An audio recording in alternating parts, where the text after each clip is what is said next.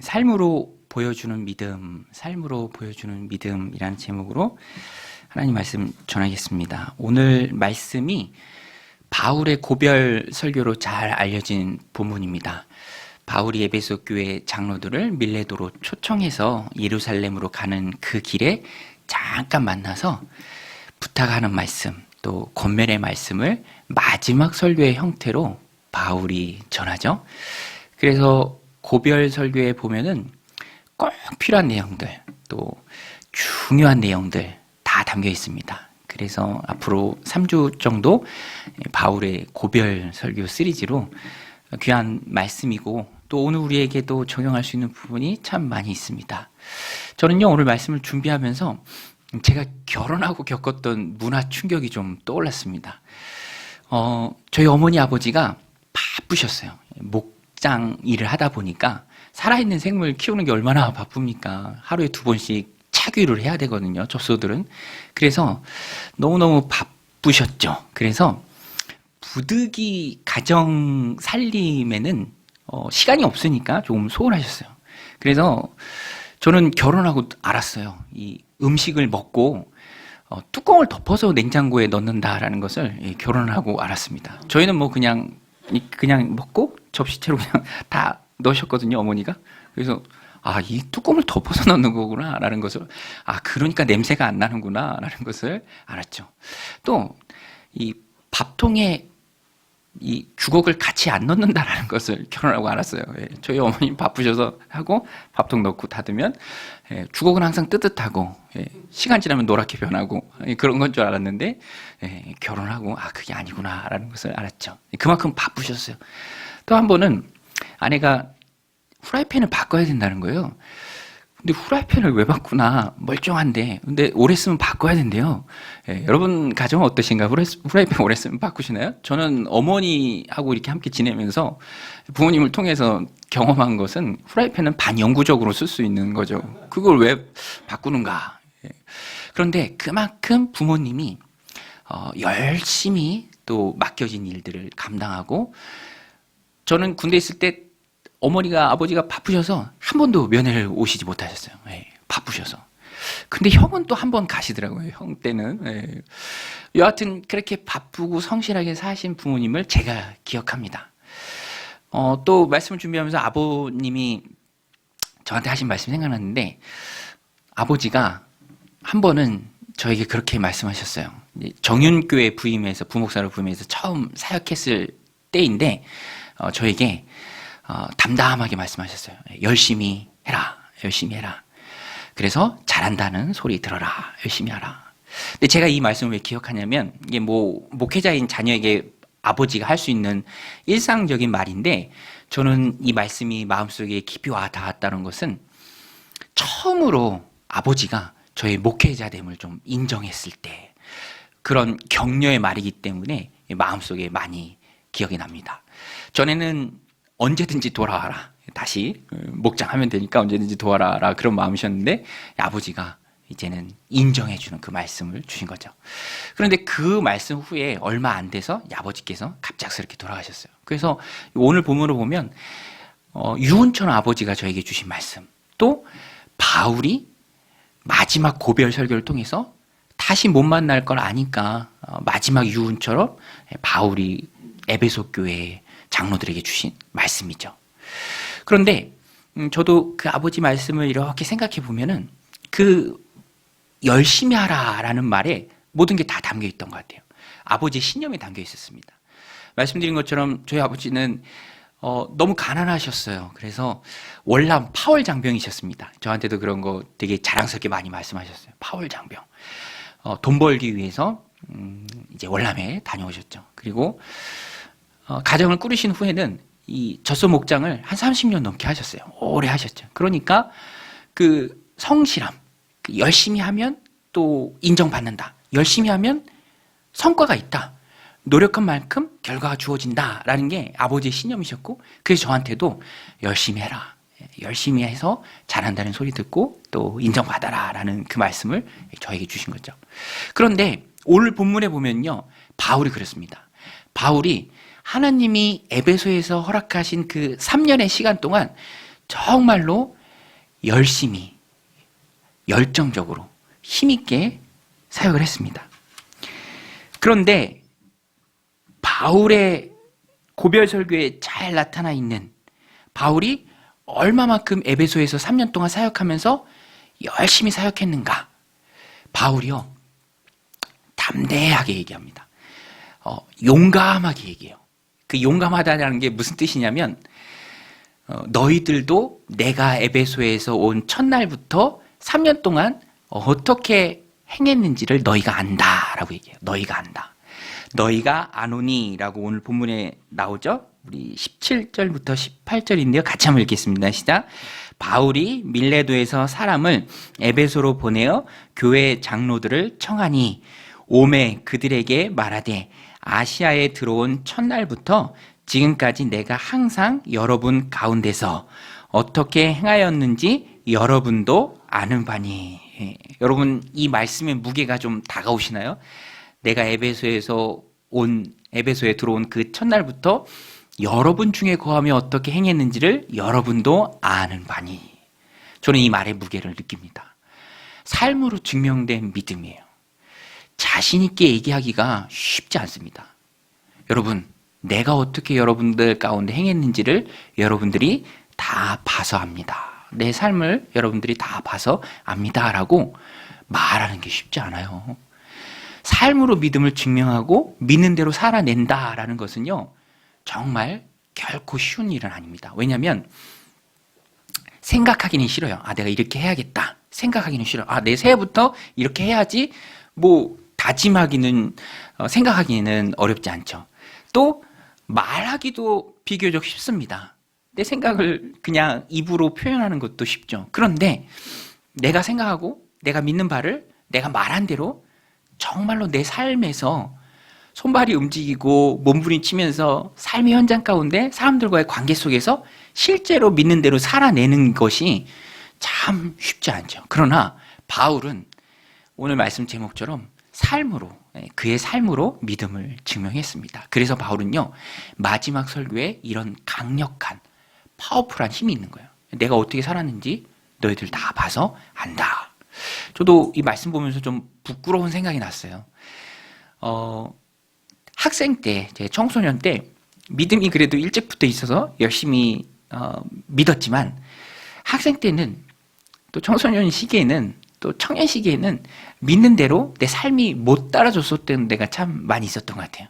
언젠가 한 번은 같이 학생부에서 임원했던 한 해 후배인 동생이 저한테 전화를 해서, 제가 이제 목회자 되고 전도사 사역을 할 때였던 것 같아요. 그때 저랑 통화를 하면서 마지막에 통화를 끊으면서 저한테 그러더라고요. 형, 나는 진짜 형을 보면 진짜 하나님 살아계심을 느껴. 이렇게 얘기하더라고요. 그래서 저는 그래? 그래, 고마워 하고 전화를 끊었는데, 제가 곰곰이 생각해 보니까 절대로 칭찬이 아니에요.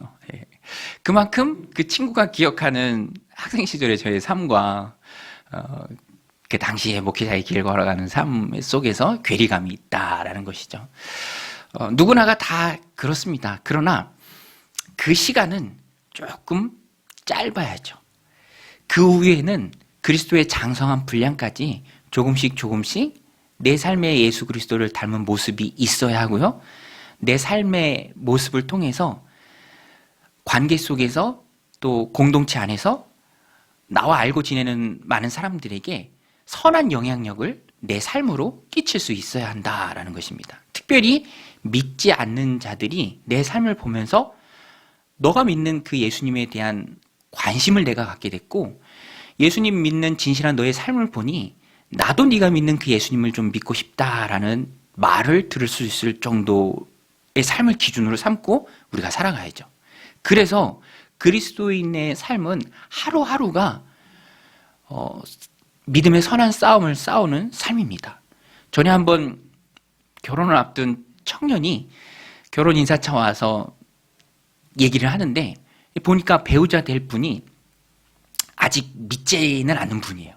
그런데 이제 결혼을 하게 됐다. 그런 경우가 얼마든지 있을 수 있죠. 그래서 제 그 친구한테, 그 청년한테 조언을 했습니다. 너를 통해서, 결혼 생활을 통해서 배우자가 너의 모습을 보면서 예수님을 만날 수 있어야 된다. 그것이 아직은 믿지 않는 배우자와 결혼하는 너만의 가정에서 지어야 할 십자가다. 그러니까 그 숭고한 십자가를 기억하고 열심히 도와주고 열심히 믿는 바를 삶으로 증명해내고, 그래서 너의 삶을 통해서 예수님을 보고 배우자까지 예수님을 믿는 그 길로 들어설 수 있도록 그 마음을 가지고 결혼 생활을 출발해야 된다. 그런데 정말 맞는 말이에요. 왜냐하면 사람은요, 말이나 어떤 생각에 감동되는 것이 아니라 삶에서 감동이 됩니다. 바울도 삶을 통해서 예수 그리스도를 증거했고요. 그래서 고별 설교하는 지금 이 시간 3년 동안 내가 너희와 어떻게 살았는지를 너희들이 다 보고한다. 이렇게 담대하게 말할 수 있었습니다. 삶이 메시지죠. 오늘 바울 그래서 하는 말 하나하나에 힘이 있습니다. 너희들도 아는 바니. 담대하게 말하죠. 그래서 에베소 교회 장로들은요, 밀레도에서 바울이 사람을 보내서 장로들을 초청했을 때 거리상으로 3, 4일 걸리는 거리입니다. 그래도 단숨에 달려와서 바울을 만나고요, 바울의 가르침을 잘 받고 다시는 바울을 볼 수 없다는 것 때문에 슬퍼서 부둥켜 안고 엉엉 웁니다. 그러니까 삶으로 증명해낸 열매죠. 삶으로 얻어낸 귀한 열매입니다. 그러면 에베소에서 바울의 3년은 어떤 모습이었을까? 오늘 본문에 보면 에베소에서의 3년을 바울이 회상하는데요. 오늘 우리에게 주는 귀한 메시지가 있습니다. 에베소에서 바울이 살았던 그 3년이 오늘 우리가 신앙생활하면서 살아내야 할 삶입니다. 오늘 말씀을 통해서 하나씩 좀 살펴볼 텐데요. 두 가지입니다. 첫 번째는요, 에베소에서 바울은요, 전심으로 주님을 섬겼습니다. 우리 한번 따라서 해보겠습니다. 전심으로 주님을 섬기라. 에베소에서 3년 바울의 삶은 전심으로 주님을 섬기는 삶이었어요. 사람을 바라보는 삶이 아니었고요, 주님을 바라보는 삶이었습니다. 여러분, 우리가 신앙생활 할 때 누구를 바라봐야 합니까? 누구를 바라봐야죠? 누구를 바라봐야 합니까? 저를 바라봐야 됩니까? 저를 바라보면 실망할 줄로 믿습니다. 저도 사람이잖아요. 부족한 사람입니다. 우리가 신앙생활 하면서 온전히 바라봐야 할 분은 주님이신 줄로 믿습니다. 주님을 바라보고 신앙생활을 해야 돼요. 언제나 믿음과 헌신의 대상은 우리 주님이세요. 그래서 내가 먼저 하나님 앞에 바로 서는 것, 내가 먼저 하나님 앞에 예배자로 서는 것, 내가 먼저 하나님이 부어주시는 은혜와 사랑을 충만히 받아 누리는 것, 내가 얻어야, 내가 살아야 또 다른 사역을 할 수 있고 다른 사람을 살릴 수 있습니다. 에베소에서 바울은요, 전심으로 주님을 섬겼어요. 19절에 보면 에베소에서 바울이 겸손하게 행했고요, 또 많은 눈물을 흘렸고요, 또 유대인의 간계, 모략, 음모들 다 참고 인내했습니다. 그런데 그것이 핵심이 아니라 그런 방법으로 겸손하고 눈물 흘리고 인내하는 그런 방법으로 바울이 전하고자 하는 것은 주님을 섬겼다라는 거예요. 주님을 섬겼다. 그러니까 바울이 에베소에서 사역할 때 에베소 성도들에게 보여준 것은 내가 열심히 이만큼 너희들을 섬겼다, 그것이 아니라 내가 이렇게 하나님 섬기는 모습을 너에게 보여주었다, 이거예요. 바울이 먼저 하나님 앞에 전심으로 주님을 섬겼습니다. 우리 19절 말씀인데요, 같이 한번 읽겠습니다. 시작. 곧 모든 겸손과 눈물이며 유대인의 관계로 말미암아 당한 시험을 참고 주를 섬긴 것과, 주를 섬긴 것과, 원어로 보면 본동사는 주를 섬겼다예요. 주를 섬겼다. 열심히 주님을 섬겼다. 그러니까 중요한 것은 내가 먼저 하나님 앞에 바로 서는 것입니다. 그리고 사역의 현장이라 할지라도 하나님 바라보면서 일하는 그것이 3년간의 사람들 속에서 지치고 힘든 것들을 이겨내는 힘이 된다라는 거예요. 그래서 신앙생활의 초점은요, 주님이에요. 주님. 내가 주님을 섬기는 것입니다. 목회자 컨퍼런스에 가면은 여러 가지 삶 공부를 배워오는데 그 중에서 제가 배웠던 것 중에 부모의 삶이 있습니다. 부모의 삶. 근데 부모의 삶 중에 기억나는 가르침이 있는데 그게 뭐냐면 부부가 서로 사랑해야 된다는 거예요. 부부가 자녀를 더 많이 사랑하고 더 사랑을 주는 게 중요한 게 아니라 부부가 서로 사랑할 때 자녀들이 그 모습을 보면서 안정감을 누린다라는 거예요. 그래서 그 책에서 또 여러 책에서 조언하는 게 카우치 타임이라는 거예요. 카우치 타임. 자녀들이 보고 있을 때 소파 타임이죠. 부모가 소파에 앉아서 도란도란 얘기하는 그 모습을 보면서 자녀들이 오히려 안정감을 누린다라는 거예요. 부부가 가장 먼저죠. 그리고 그 후에 가정이 서고 또 자녀 교육도 이루어지는 것입니다. 바울도 똑같이 얘기합니다. 신앙생활에서도 똑같죠. 우리가 신앙생활의 수평적인 관계 속에서 살아가는데 그 이전에 중요한 것은 예수님도 말씀하셨죠. 가장 크고 첫째 되는 계명이 하나님을 사랑하는 것이다. 내가 먼저 하나님 앞에 서는 게 중요하죠. 그리고 하나님이 은혜와 사랑을 내 안에 가득히 부어주셨을 때 그것을 흘려보낼 수 있습니다. 내가 교회를 섬기고 영혼을 돌보고 사명을 충성스럽게 감당하기 위해서는 먼저는 우리는 주님을 섬기는 사람이 되어야 합니다. 그래서 모든 헌신과 또 사역의 대상이 첫 번째로는 주님이 되어야죠. 바울의 고백입니다. 겸손한 마음으로 눈물을 흘리며 유대인들의 음모를 이겨내고 주님을 섬겼다. 에베소 교회 교인들이 이것을 본 것이죠. 사람들 속에서 지치고 힘들 때가 참 많이 있죠. 제가 1부 때도 말씀드렸는데 사람들이요, 성경도 얘기합니다. 만물보다 거짓되고 부패한 것이 사람의 마음이다. 사람이 잘 바뀝니까? 안 바뀝니까? 안 바뀌어요. 잘 안 바뀝니다. 바꾸려고 하는 순간에 나만 힘들 수 있어요. 엘리야가 그랬죠. 큰 승리 후에 이제는 좀 사람들이 바뀔 것이다 했는데 그 뿌리 깊은 우상숭배의 습성이 금방 바뀌지 않습니다. 이세벨도 오히려 기세등등해서 엘리야 죽이겠다고 해요. 엘리야가 그때 번아웃 되죠. 지치고 힘든 거예요. 사람을 초점으로 삼고 또 집중하는 순간 우리는 지칠 수밖에 없습니다. 바울이 에베소에서의 힘든 시간도 능히 이겨낼 수 있었던 이유는 하나님을 바라봤고 주님을 온전히 섬겼기 때문이죠. 그의 믿음과 신앙과 헌신의 대상이 하나님이 되었기 때문입니다. 오늘 우리도 똑같습니다. 신앙생활을 할 때 사람 바라보는 게 아니라 하나님 바라봐야죠. 우리 수요예배 때도 말씀드렸는데 한나의 기도가 얼마나 위대합니까? 남편 엘가나의 또 다른 부인 브린나가 있었죠. 브린나는 자식이 많은데 자기는 자식이 없어요. 그 당시에는 자식 없는 게 큰 고통입니다. 그러니까 브린나가 얼마나 학대해요.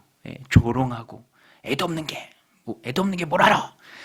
그런데 한나는요, 브린나와 서로 다투지 않았어요. 사람 상대하지 않았습니다. 오히려 그 마음의 슬픔을 가지고 한나의 마음을 다 아시는 하나님께 나아가서 그 마음을 쏟아넣고 기도했을 때 하나님의 위로가 임했죠.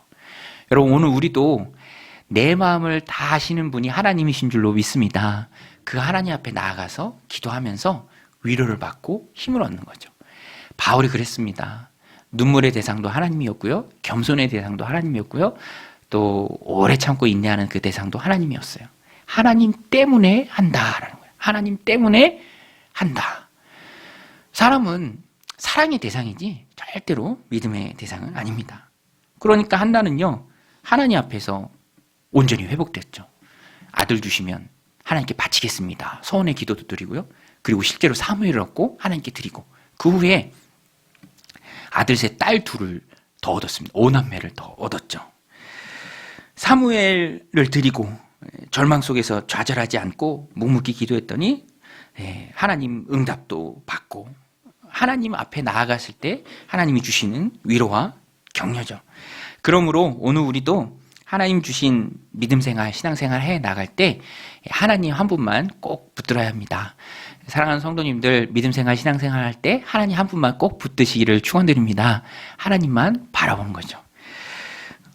다윗의 시편이 우리에게 큰 위로가 되는 것은 하나님으로부터 받은 위로, 또 내 마음을 다하시는 그 하나님, 그 위로가 있기 때문입니다. 시편 73편 25절인데요.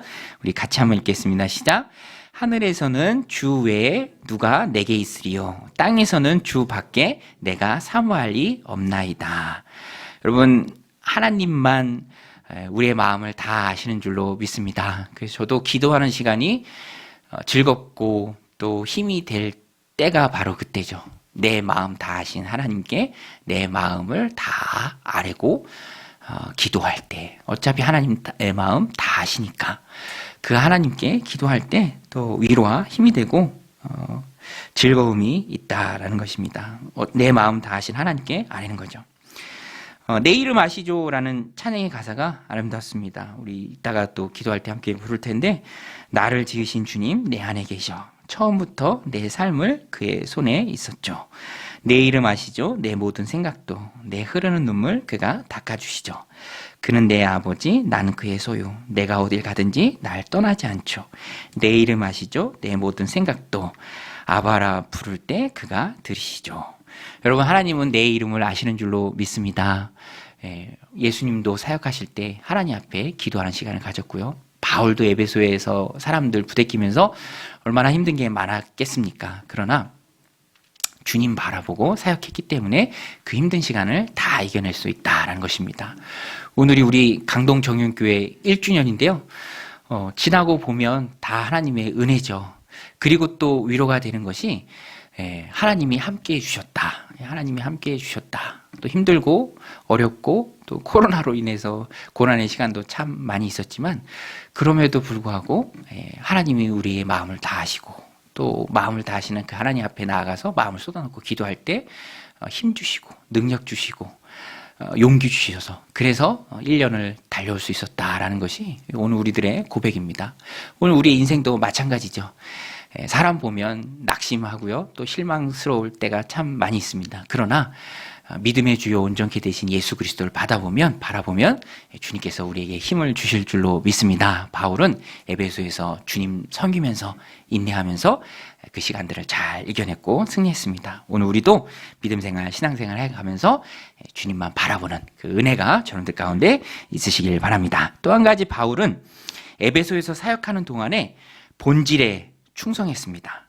그 본질은 바로 복음을 전하는 것이죠.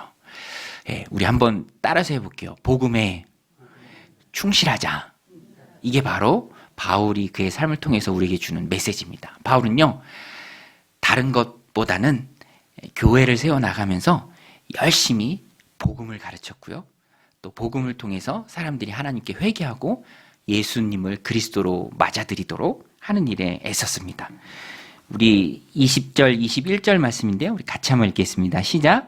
유익한 것은 무엇이든지 공중 앞에서나 각 집에서나 거리낌 없이 여러분에게 전하여 가르치고, 유대인과 헬라인들에게 하나님께 대한 회개와 우리 주 예수 그리스도께 대한 믿음을 증언한 것이라. 유대인이든지 헬라인이든지 가리지 않고 하나님께 대한 회개, 또 우리 주 그리스도께 대한 믿음, 회개와 믿음, 하나님께 돌아오라, 예수 그리스도를 구세주로 믿으라. 정리하면 복음이죠.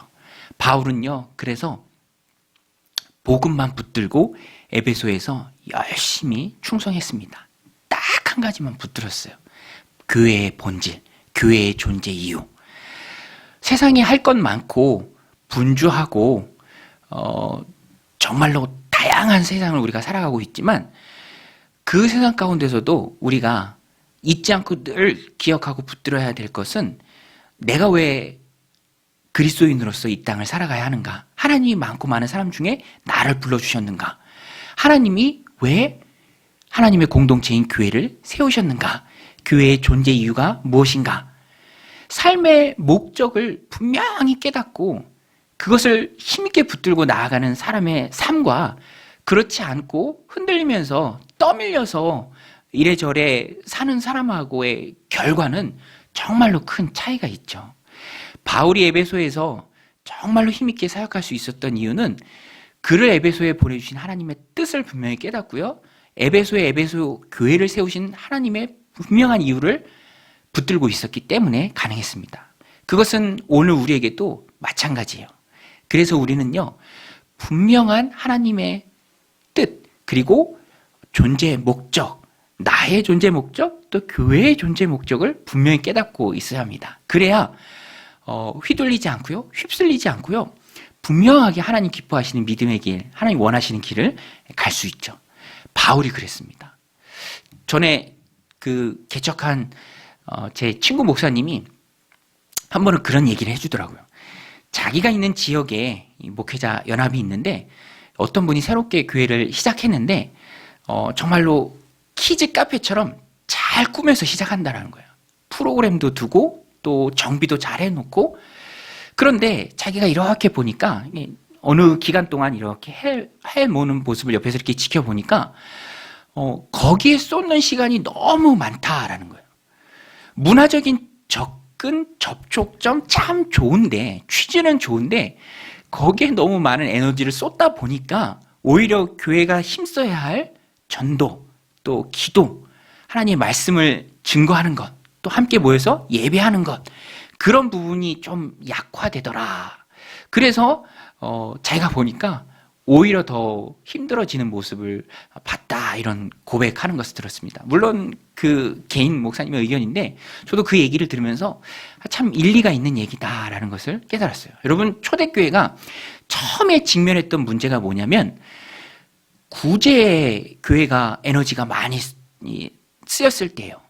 사도들이 많이 몰려오다 보니까 구제하는 일에 정신이 많았죠. 그러니까 정작 기도하고 성도들을 위해서 기도하고 말씀 전하는 그 일이 약해졌죠.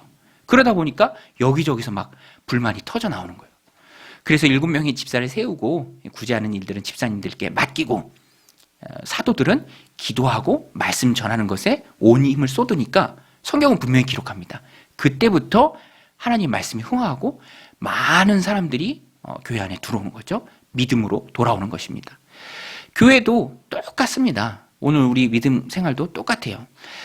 존재 목적을 분명하게 잡고 그것을 기억하고 힘있게 나아가는 모습이 필요합니다. 여러분, 주객이 전도되면, 뒤바뀌면 정체성이 흔들리죠. 그 영화 아시죠? 극한 직업. 저도 재밌게 봤는데 그 영화의 코믹 요소가 뭡니까? 형사들인데 범인 잡는다고 잠복근무할 때 치킨집 하잖아요. 그런데 왜 이렇게 장사가 잘 돼? 치킨집이 잘 되는 거예요. 그러니까 범인 잡는 형사인지 닭 잡는 치킨집 사장님인지 헷갈리는 거죠. 거기서 큰 웃음을 주잖아요. 그런데 오늘 우리의 믿음 생활도 똑같습니다. 잘못하면, 넋놓고 있으면 주객이 전도될 수 있다라는 거예요. 힘써야 할 일은 이것이고 주님께서 맡겨놓으신 일은 이건데, 내가 넋놓고 있다 보면은 세상에 휩쓸려서 다른 것에 마음을 빼앗겨서 정작 중요하지 않은 것에 더 힘을 쓸 수 있다라는 것이죠. 그래서 바울은요, 하나, 주님이 원하시고 주님이 기뻐하시고 주님이 그에게 맡겨주신 사명 딱 하나만 붙들었습니다. 그게 바로 영혼 구원에서 제사 삼는 것이죠. 복음 전하는 것이죠. 여러분, 하나님께서 교회를 세우신 이유는 하나입니다. 영혼 구원에서 제사 삼는 것.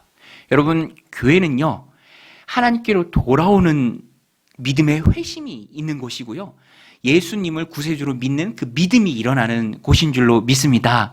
영혼 구원을 위해서 하나님이 이 땅에 세우신 것이 바로 교회죠. 그래서 그 존재 목적을 분명히 기억하고 나아갈 때 거기에 하나님이 주시는 힘이 있습니다. 항상 본질을 붙들어야죠.